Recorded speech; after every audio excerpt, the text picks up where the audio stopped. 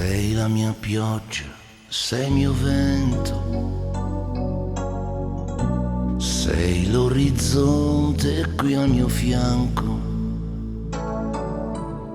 sei la mia luce trasparente. Elisabeth et Simon ont posé des jours en février. Ils ont en effet décidé d'accomplir un voyage dont le point le plus méridional doit être Pienza et dont le principe est de rendre visite à quelques-uns de leurs proches. Le jour du départ, samedi 9 février, Simon filme Elisabeth marchant sous la pluie froide pour rejoindre le T3. Son visage est fermé à cause du mauvais temps, peut-être aussi à cause de leur dispute de la veille. Il a l'intention de faire un film sur leur voyage, mais il ne sait pas trop comment. Il ne sait surtout pas si ce voyage et le film qui pourrait en découler sera le meilleur moyen de surmonter les difficultés actuelles que traverse leur couple. Aujourd'hui, il se demande pourquoi il a filmé cette image et pas le moment où elle s'est installée sur le siège du passager, ce siège où elle sera restée assise pendant plus de 4000 km.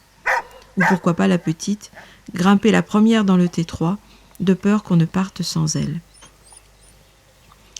La chienne en aura passé des heures, assise par terre entre deux, apeurée par les vibrations du moteur, regardant la plupart du temps vers l'arrière, sans dormir, sans pleurer, sans bouger, espérant seulement que cette forme moderne de torture finisse au plus vite. Heureuse néanmoins, dans son inquiétude, d'être près de son maître, de presser sa fourrure contre son bras droit, comme s'il fallait vérifier constamment sa présence. Ils prennent l'autoroute pour le sud-ouest. Simon essaie de parler de l'itinéraire qu'ils vont suivre et qui n'est qu'imparfaitement établi, mais Elisabeth répond à peine, par monosyllabes, et Simon décide de revenir plus tard sur ce sujet. Pour l'instant, il se replonge dans les souvenirs qu'il a de vacances lointaines dans les Alpes avec son cousin Simon. 3 heures plus tard, il retrouve ce village dont le centre n'existe pas et dont le maire, élu facilement en 2001 avec l'étiquette d'hiver gauche, n'est autre que le cousin Simon. Celui-ci débouche en leur honneur plusieurs bouteilles de vin, à commencer par un blanc des Graves presque légendaire, tandis que Marie-Claude coupe de la saucisse en petites tranches. Elisabeth fait quelques efforts pour paraître sociable, mais Simon voit bien qu'elle est tendue. Le cousin Simon conduit Simon chez la bouchère. Tout en désossant le quasi de veau destiné à griller sur les braises, elle explique qu'elle et son mari, comme tous les commerçants du village, attendent beaucoup de la nouvelle équipe municipale. Le vieux vigneron, nostalgique de la guerre d'Algérie, dont les souvenirs sont teintés de racisme ordinaire, montre de son côté, assez étrangement aux yeux de Simon, beaucoup de respect pour le maire. Les querelles politiques parisiennes sont ici bien lointaines, explique le cousin Simon. Le soir venu, Elisabeth déclare qu'elle a pris froid et se lance dans une conversation sur les enfants avec Marie-Claude, dont les hommes ne tardent pas à se sentir exclus. Simon profite de l'occasion pour demander au cousin Simon de lui faire lire ses tentatives littéraires dont il a été question dans les lettres qu'ils ont échangées récemment. Le cousin Simon accepte, un peu à contre-cœur. Simon trouve que le cousin Simon écrit de mieux en mieux et l'encourage à continuer. Il lui propose même de montrer ses manuscrits aux éditions du Brasier, mais le cousin Simon est réticent. Il prétend qu'il est encore trop tôt. Le soir du dimanche 10, Elisabeth et Simon repartent vers l'est afin de faire escale sur le Causse, dans l'ancienne bergerie habitée par Mathieu, l'homme poursuivi jusque dans ses rêves par les cochons sauvages. En faisant le tour du jardin, Simon explique à Mathieu que les choses ne vont pas très bien entre Elisabeth et lui en ce moment. Mathieu affirme, en fin psychologue qu'il est, s'être douté de quelque chose dès leur arrivée. Il donne à Simon une provision de verveine du jardin et lui conseille de préparer tous les soirs avant de se coucher une tisane qu'il boira en compagnie d'Elisabeth. Ainsi, ils auront chaque soir un moment privilégié, détendu, où ils pourront réparer les dommages, certainement mineurs, subis par leur couple. Tout devrait rentrer dans l'ordre en 1 semaine maximum, affirme Mathieu. En ce moment, celui-ci traverse une crise existentielle qui le pousse à fuir les miroirs et à refuser d'être photographié ou filmé par qui que ce soit. Simon ne réussira donc à obtenir aucune image de lui. Il essaie seulement de bricoler maladroitement une séquence dédiée à Mathieu, en tentant de saisir quelques reflets dans les surfaces vitrées du salon.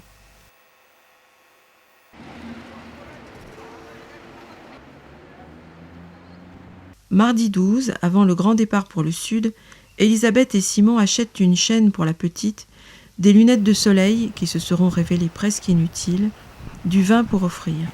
Mais ils n'auront pas la tête à filmer tout cela, ni d'ailleurs la longue étape au cours de laquelle ils passent la frontière, cette ligne de plus en plus imaginaire entre deux pays utilisant désormais la même monnaie, que Simon ne filme pas non plus, malgré l'intention qui était la sienne, ni le premier achat fait de l'autre côté de la frontière, sur l'aire de service, avec de l'argent d'ici. Au cours de cette nuit, ils font plusieurs arrêts pour boire de la verveine. Elisabeth en profite pour prendre des antibiotiques. Elle essaie de paraître enjouée, afin d'aider Simon à surmonter la fatigue de la conduite nocturne. Simon dit qu'ils n'auront pas pu voir le T3 filant dans la nuit de tunnel en tunnel sur l'autoroute en restauration. Il aurait fallu pour cela qu'une autre caméra soit placée à l'extérieur, sur le bas-côté. Là, ils auraient été dans la fiction, absolument, et ce n'est pas ce qu'il veut. Pour une fois, Simon souhaite des images banales, documentaires. Simon entend profiter de ce voyage pour faire un vrai film de vacances. Elisabeth proteste un peu, affirmant que Simon devrait savoir qu'il n'existe pas d'images banales et documentaires. Il rétorque qu'elle sait très bien ce qu'il veut dire, même s'il a du mal à l'exprimer avec précision, puis il regrette aussitôt ses paroles, car il voit le visage d'Elisabeth s'assombrir de nouveau. Le mercredi 13, au petit jour, ils arrivent dans la station balnéaire réputée, mais néanmoins assez sordide. C'est un lendemain de carnaval, il a plu, et des lambeaux d'étoffe pendent lamentablement aux fenêtres, comme dans cette ville du Massif central qui fête tous les ans la mousseline. Ils vont prendre leur premier cappuccino dans un petit bar, dont le sol est jonché de confettis. La proximité de la mer ne se laisse deviner par aucun parfum particulier, au contraire de ce qui se produit sur la côte atlantique, que Simon affirme regretter avec nostalgie. Elisabeth lui dit qu'il le retrouvera son océan, que pour l'instant ils sont ici, et qu'il faut prendre le pays comme il se présente. Plus tard, Simon enregistre de nombreuses images dont la durée est disproportionnée avec le temps très court qu'ils y auront passé, de la place centrale de cette ville toscane où la cathédrale est fermée, comme si souvent dans ce pays. C'est en arrivant dans la capitale régionale qu'une accumulation de malchance continue d'assombrir leur voyage. Errant dans les grandes artères embouteillées, Elisabeth et Simon essaient de se rapprocher le plus possible du centre historique. Après une demi-heure de tentatives infructueuses, ils croient avoir trouvé un emplacement pour pouvoir garer facilement le T3. Mais le gardien du parking, un jeune homme peu rassurant et visiblement simple d'esprit, les chasse en gesticulant et en criant « No camping-car, no camping-car !» Finalement, ils stationnent sur un trottoir, se dépêchent d'aller voir Sainte-Marie-des-Fleurs, Sainte-Marie-Nouvelle, la place de la Seigneurie, les arcades de la galerie de l'Académie, Sainte-Croix. Simon insiste pour entrer quelques instants dans Hors-Saint-Michel. Il s'agit bien d'une église, même s'il faut faire un effort pour se convaincre que le rez-de-chaussée de ce bâtiment carré est bien un lieu de culte. Elisabeth, qui tousse et se mouche sans cesse, se plaint d'avoir de la fièvre, déclare qu'elle doit toute affaire cessante absorber une aspirine et prétend qu'elle ne saurait quitter cette ville sans y boire le cappuccino de rigueur. Elle tente de rappeler à Simon qu'autrefois, ils avaient un bar favori, près de la place du Dôme, dans lequel il fallait demander la clé pour aller aux toilettes. Simon veut bien se souvenir de tout ce qu'on veut, mais il est inquiet et veut retrouver le T3. Et puis ils n'ont plus d'argent liquide. Simon est obligé d'aller changer son dernier billet de 100 francs dans un petit bureau vitré du centre. Elisabeth prend son temps, et quand ils retournent enfin au camping-car, c'est pour constater qu'ils ont écopé d'une contravention de 100 écus. La petite, certainement excitée par l'approche du contractuel, a dû sauter partout dans le T3 en aboyant. Elle a renversé son bol d'eau et disséminé le contenu d'un sac de voyage. Elisabeth tente de mettre un peu d'ordre, puis s'allonge à l'arrière, épuisée, tandis que Simon essaie de sortir de la ville, paralysé par d'indescriptibles embouteillages.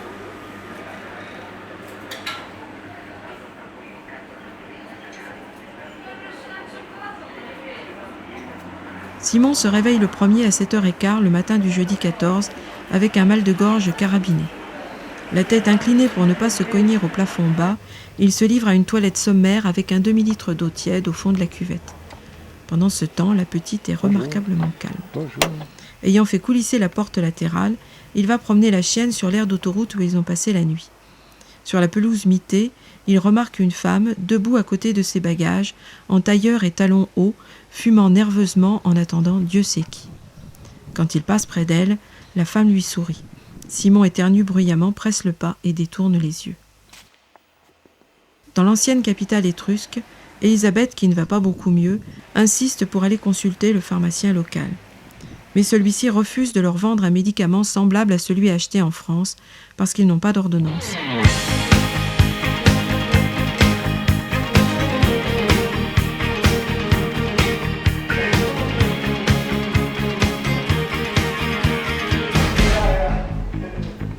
Après s'être trompés de route plusieurs fois, Simon et Élisabeth parviennent finalement au but avoué de leur voyage. Ni l'un ni l'autre n'avaient entendu parler de ce village avant de faire la connaissance d'Arnaud Musec qui, au retour d'un de ses nombreux voyages en Italie, leur avait raconté l'histoire d'Enea Silvio Piccolomini, né en 1405, pape de 1458 à 1464 sous le nom de Pie II. Celui-ci avait en effet décidé d'embellir sa bourgade natale et de lui donner l'apparence d'une cité idéale à la mode de la Renaissance. Après une visite des lieux, Élisabeth et Simon n'osent pas s'avouer qu'ils sont un peu déçus, non pas tant que Pienza soit laide, ce qu'elle est bien loin d'être, mais plutôt parce qu'à force d'y penser, de lire des commentaires sur elle, ils avaient fini par s'en faire une idée superlative, quasi mythique. Or, dans la réalité, la vraie ville fait pâle figure devant leur Pienza rêvée.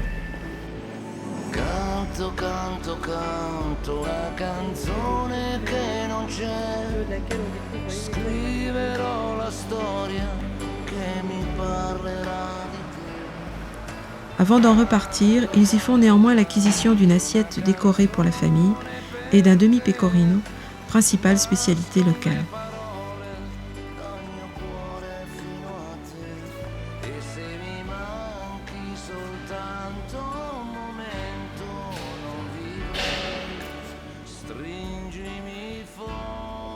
Profitant de la proximité d'un village viticole fortifié au sommet d'une colline, visité autrefois en compagnie d'Aziz, Simon retourne acheter 6 bouteilles de Chianti chez le même producteur, dans un petit magasin du centre médiéval, pendant qu'un soleil autant en emporte le ventesque se couche sur les collines siennoises.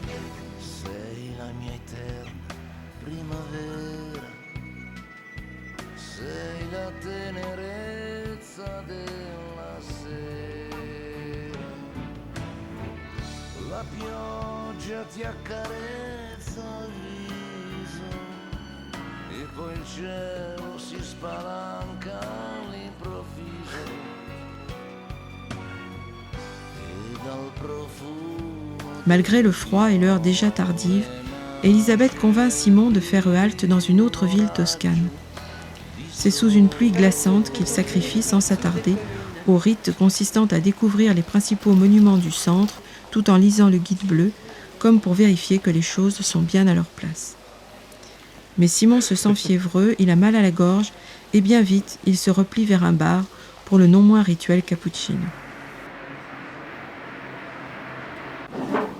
C'est là qu'un nouveau problème se pose. Il paraît indispensable de prévenir Jean et Loredane de leur arrivée, d'autant plus qu'ils seront certainement en retard à cause des conditions météo et de la circulation terriblement dense. Élisabeth demande à Simon, qui parle un italien élégant, d'aller s'enquérir auprès de la serveuse comment téléphoner à Bergame. Mais il commence par se faire prier, prétendant qu'il ne saura pas comment s'expliquer, et finit à contre-cœur par aller parlementer avec la jeune fille qui s'affaire derrière le bar. Et Simon revient catastrophé, annonçant qu'il est totalement impossible aujourd'hui de téléphoner où que ce soit à cause du passage à la monnaie unique. La Poste aurait, paraît-il, tenté une opération de conversion de grande ampleur sur tous les systèmes de téléphonie, qu'ils soient publics ou privés, et le résultat en a été une gigantesque panne qui dure depuis la veille au soir. C'est donc sous la neige et au milieu des embouteillages que Élisabeth et Simon tentent de rejoindre Bergame. Mais il est 2h du matin passé quand ils parviennent au pied de l'immeuble où habitent Jean et Loredane. Aussi se résolvent-ils à dormir dans le T3, près du terrain clos destiné aux chiens du quartier. Leur réveil est difficile le matin de ce samedi 16, et ils sont un peu gênés, car les passants jettent des coups d'œil étonnés et vaguement curieux vers le T3 stationné le long du trottoir. Simon va faire courir la petite dans l'enclos prévu à cet effet, pendant qu'Élisabeth finit son thé. La petite n'est pas très à l'aise chez Jean et Loredane à cause du sol dallé de marbre trop lisse. Elle n'est d'ailleurs pas vraiment la bienvenue, car il n'apprécie que moyennement les chiens. Pourtant, autrefois, Jean avait une affection particulière pour le premier chien de Simon, baptisé Ange par Hélène, dans la brève période où celle-ci traversa une crise mystique. Ils n'ont que 2 jours à passer avec Jean, Loredane et Matteo. C'est très peu, en comparaison du nombre de choses dont ils doivent discuter. En effet, il leur faut faire le point sur l'évolution de l'association Hier est un film. Si, en Italie, le développement de l'association est spectaculaire, au point que Jean expose la nécessité prochaine d'acquérir un 2e local pour stocker les films récupérés, la situation n'est pas aussi brillante en France, où Elisabeth a dû faire face à 2 ou 3 refus concernant leurs subventions. Par contre, Jean et Simon ont tout lieu de se réjouir du site internet qu'ils ont créé pour l'association. Le nombre de visiteurs fréquentant leur site est en augmentation régulière, comme le montre le compteur récemment installé par Matteo. En outre, le site leur permet de travailler ensemble, alors même qu'ils habitent loin les uns des autres, Jean, Antoine et Simon s'occupant plutôt de la recherche des films, Anaïs et Émilie de la constitution de la base de données, et Jean-Christophe du département technique.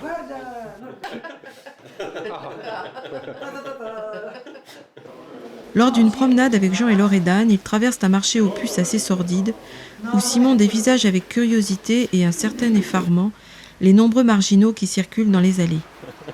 Des gens de tous les continents, aux accoutrements les plus variés, se côtoient ici, noirs pseudo-baba, kosovars néo-rasta, argentins post-punk, etc.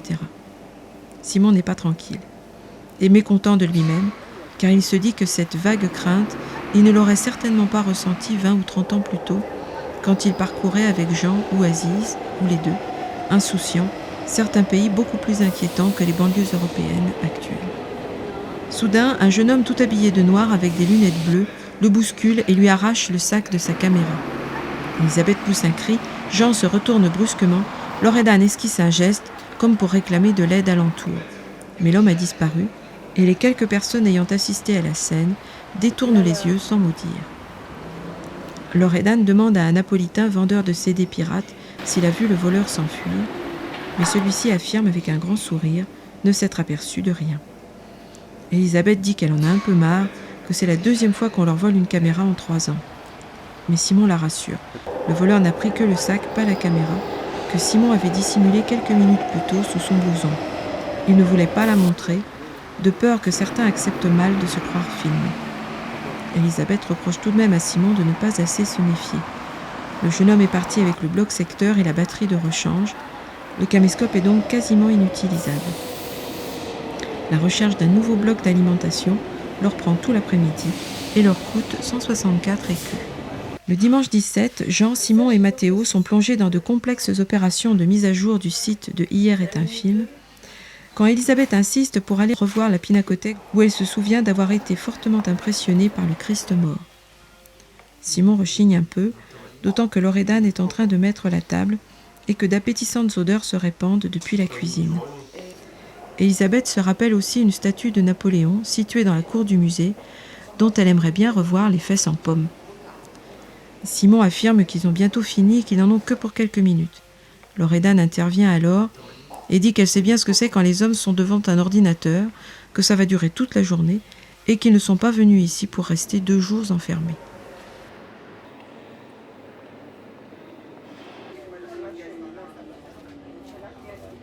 Ils passent donc l'après-midi en ville.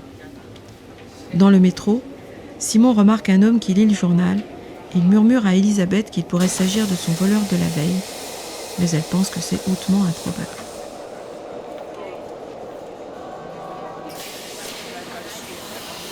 Lundi 18, Jean et Matteo vont travailler et Loredane fait la cuisine.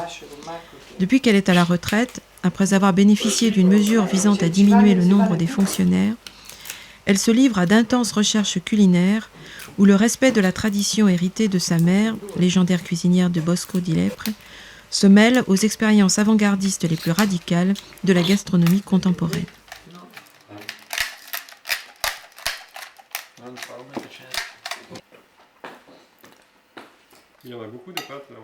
Elisabeth et Simon doivent partir. Une certaine qualité de nostalgie règne entre eux. Ils sont évidemment tristes de se quitter, mais en même temps heureux d'être ce qu'ils sont, d'avoir le passé commun qu'ils ont.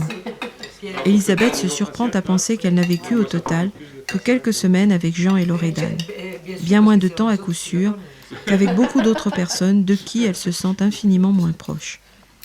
Au dernier moment, elle embrasse chaleureusement Loredan qui leur donne un plein panier de victuailles pour le voyage et une bouteille de limoncello pour Émilie qui en raffole.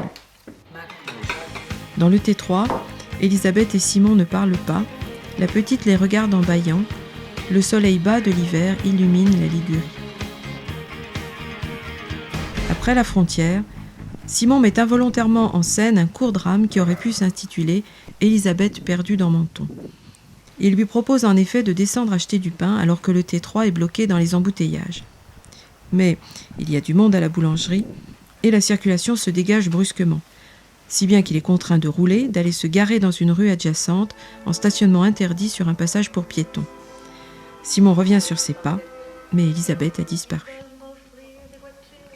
Incapable de deviner où elle aurait pu aller, Simon ne sait pas non plus où Elisabeth imagine que lui-même se trouve. Simon court dans un sens, puis dans l'autre, remontant l'avenue encombrée, la gorge serrée, passant en revue toutes les stratégies les plus abracadabrantes qui pourraient permettre de la retrouver, quand soudain, une dizaine de mètres plus loin, elle réapparaît au milieu de la foule, marchant tranquillement, un pain sous le bras, beaucoup moins inquiète que lui.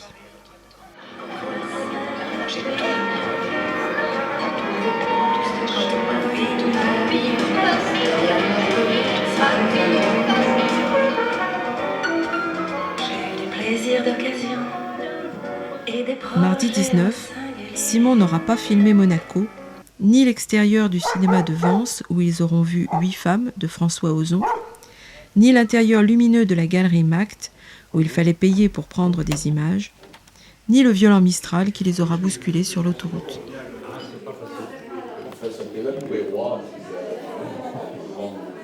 C'est quel ancien coin de Lyon là? Le cours de la Liberté.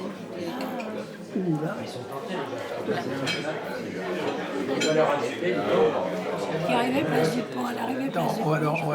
Le mercredi 20, personne ne filme Simon en train de faire des courses de bricolage au BHV de la Pardieu avec sa mère, ni en train de percer des trous dans les murs du nouvel appartement que celle-ci a loué cours de la Liberté, dans un quartier plus commerçant, plus près des bus, du métro et de la ville en général.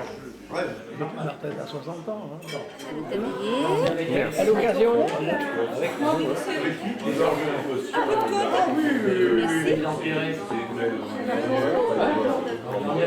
Qu'est-ce que t'en penses de ça? Florence, la demi-sœur de Simon, vient déjeuner avec ses 3 enfants, Julie, Noël et Antonin. Elle habite désormais près de Pérouges, dans une maison ancienne qu'elle restaure avec soin, depuis qu'elle a été engagée comme chef dans un grand restaurant de la Dombe. Et donc on lui a mis ce collier-là, et elle voulait absolument pas qu'on lui enlève. Ah oui. Avant, C'était sa marque, elle était quelqu'un. voilà, elle était complètement crispée, et quand on lui enlevait le collier, alors c'était terrible, elle savait plus où se mettre, elle était complètement crispée là-dessus. Le jeudi 21, Elisabeth et Simon vont se promener dans la vieille ville autour du pont Lafeuillé. À 4 heures, ils ont rendez-vous avec un collectionneur de films au Grand Café des Négociants. Avant de se rendre chez Aziz et Violaine, ils achètent une bouteille de Mâcon blanc. Pendant l'été 1972, Simon rencontre Aziz dans une usine de pièces détachées pour matériel militaire où il travaille en intérim pour les vacances. Simon est le jeune intellectuel type dont les vrais ouvriers se moquent plus ou moins gentiment. Dans l'atelier surchauffé et puant le caoutchouc fondu, Aziz et Simon travaillent côte à côte une journée entière en discutant de tout et de rien. En sortant, ils vont boire un verre et Simon propose à Aziz d'accomplir quelques démarches administratives obscures pour le jeune Marocain. Ils deviennent inséparables. Aziz vient passer les week-ends dans l'appartement de Simon. Il lui apprend à faire le couscous et les brochettes à la mode d'Agadir. Ensemble, ils vont défiler dans les manifestations d'immigrés qui réclament « des papiers pour tous ». Simon apprend même à crier ce slogan en arabe. En 1973, Hélène et Simon partent au Maroc avec Aziz comme guide. Ils y font la connaissance de sa famille et y découvrent les vertus du kiff que l'on fume dans de minuscules pipes en terre.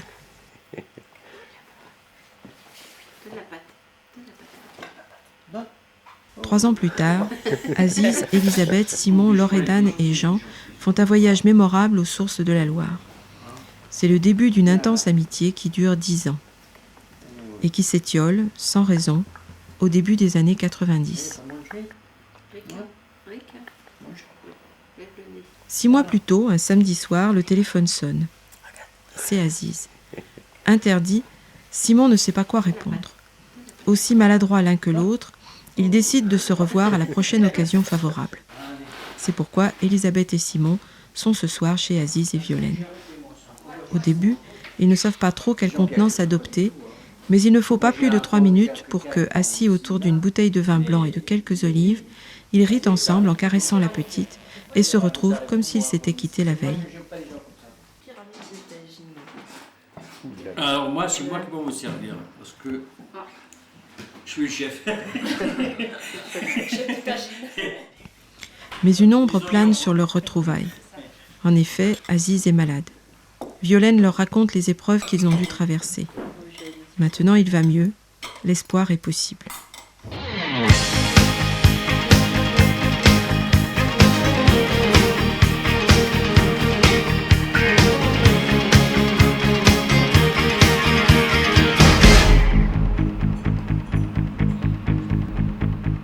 Il passe la nuit chez Aziz qui va dormir chez Violaine. Au matin, Simon verse l'eau pour le thé, debout dans la cuisine, quand Elisabeth vient le prendre par un bras, poser sa tête contre lui et lui sourire.